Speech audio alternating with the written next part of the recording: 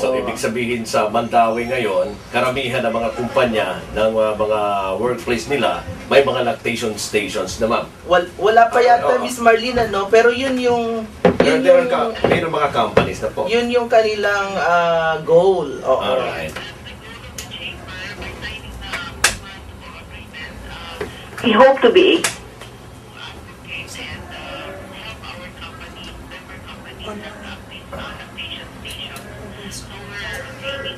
is 75% man lang maabot namin yung goal na yan. Ma'am, hanggang kailan po, ma'am, ang ano ninyo, yung tina-target ninyong date na magkaroon ng at least 70% ng kumpanya ay magkaroon ng lactation stations? It will be a year-long advocacy aspect. So we hope that within the year, no, we will be able to set up na talaga yung mga itong lactation stations na to. Okay. Ma'am Marlene, ngayon napag-alaman ko na ngayon ay busy-busy rin kayo ang chamber, di ba po? Dahil with business month. So we have a lot of activities actually, ma'am, na to promote the businesses of Mandawi, its products, and also to attract investors to Mandawi City because as you mentioned earlier, ang Mandawi is one of the fastest rising city in the province of Cebu. In fact, is the industrial center of Cebu province kasi nandito lahat halos ng mga manufacturing companies, nandito yung San Miguel Brewery, nandito yung furniture industries, from food to different services, no? So that's why na very kuan ka ng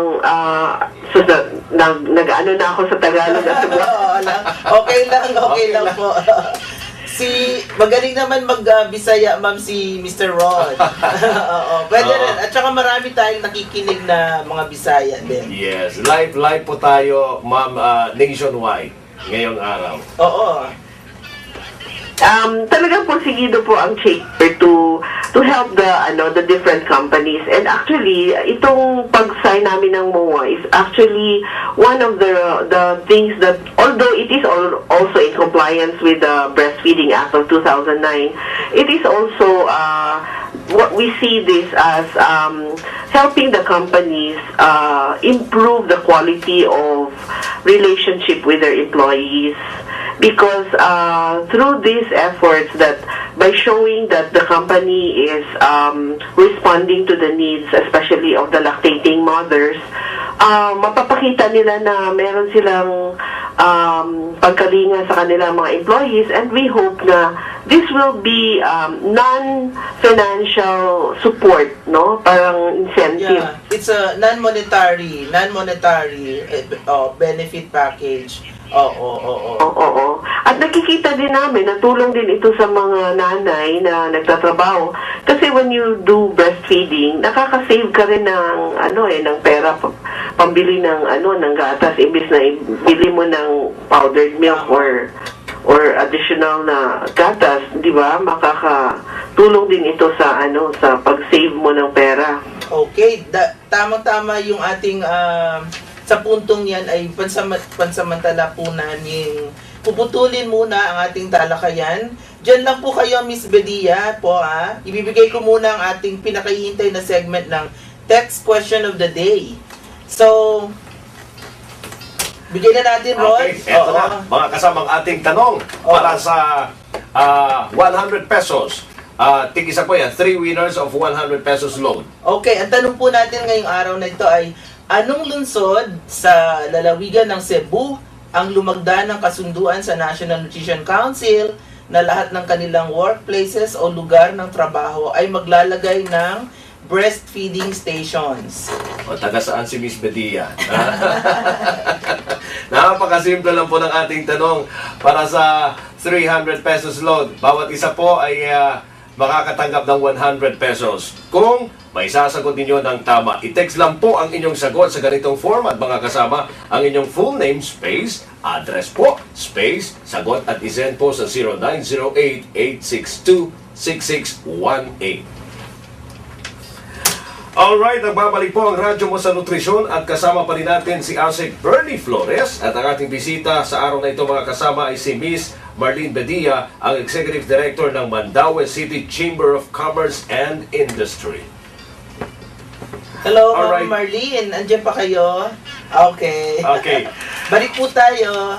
Ma'am Marlene, paano po ninyo planong himukin ang inyong mga kapwa negosyante sa Mandaue City at maging sa buong bansa po na suportahan ang promosyon sa breastfeeding?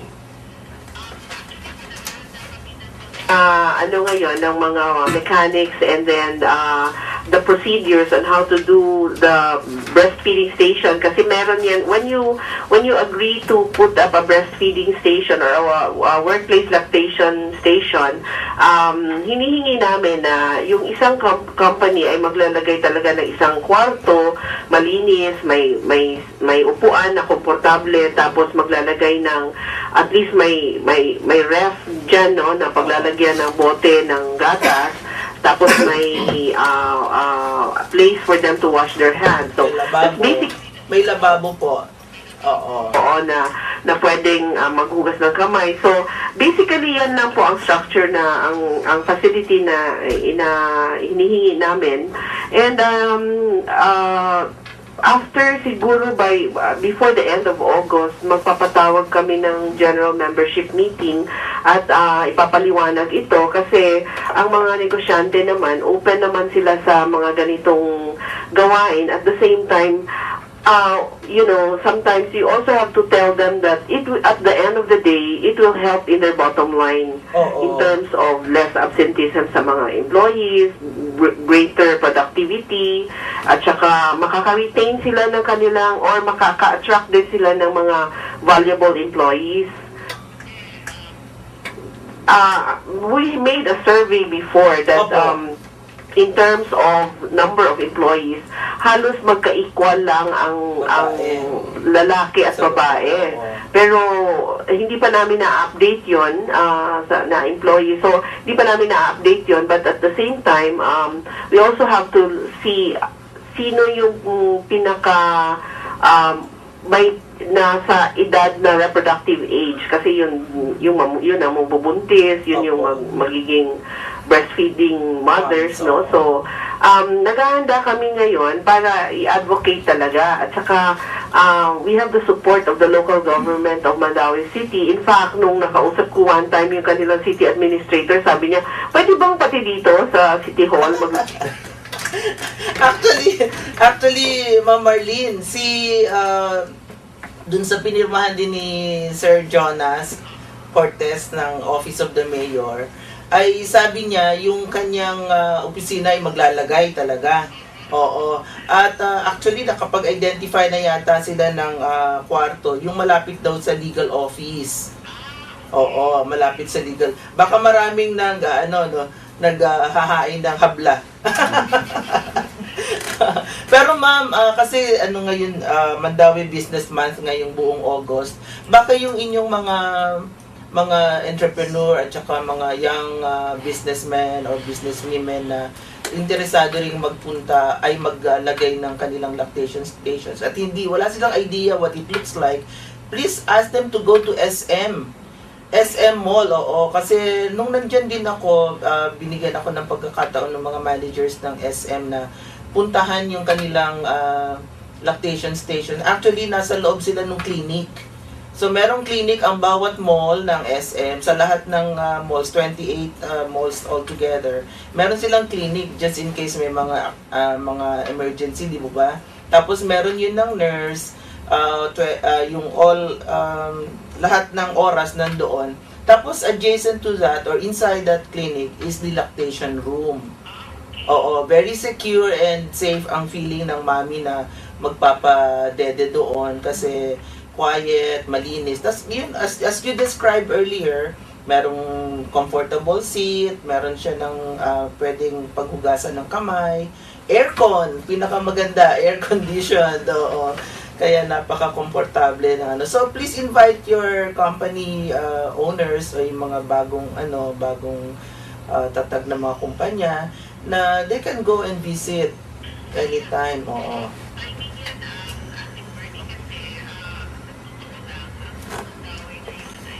para siyang boomtown. Ang daming mga tinatayo na malls. Oo. At daming nag-expand na malls. Oo. So, and then our member company. So, in fact, mas maganda nga talaga na while they are just setting up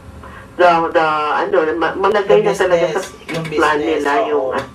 yung lactating station. Oo nga. Sana po ay makiisa lahat nga yung mga negosyante at employer sa buong Pilipinas na alam niyo ba, Ma'am Marlene, na kayo po yung unang-unang chamber na kayo yung unang-unang chamber na nag-memo agreement sa National Nutrition Council para kumbinsihin lahat yung inyong mga member companies na mag-put up ng lactation station. Kaya kami po ay tuwang-tuwa at we really expect na sana talagang gayahin kayo ng ibang chambers.